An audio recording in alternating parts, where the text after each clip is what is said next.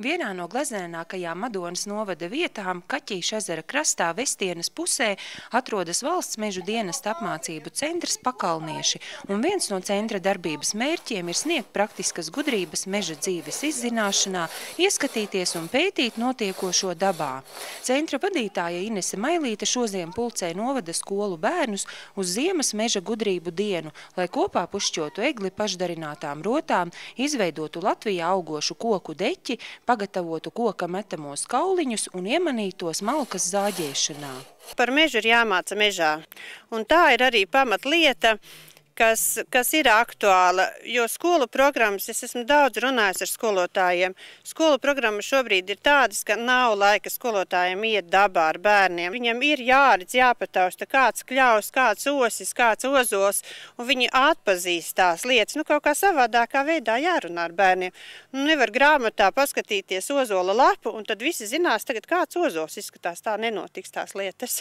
Inese Mailīte savu darbu dēvē par misiju. Viņa brauc pa Latvijas skolām, tiekas ar bērniem, lai stāstītu un rādītu mežu. Visvairāk satrauc skolēnu pieticīgās zināšanas, kas ir rezultāts pārāk teorētiskai apmācībai, sēžot skolas solā. Braukājot pa skolām ar programmu Meža dzīvotspēja, ir apliecinājums tam, ka zināšanas ir ļoti vājas par mežu, par kokiem, tādas ļoti, ļoti praktiskas, un bērniem tik ļoti gribas darboties praktiski, viņi ir gatavi darīt visādas lietas praktizējot. Caur praktisku darbošanos bērnos rodas interese tvert un apgūt jauno.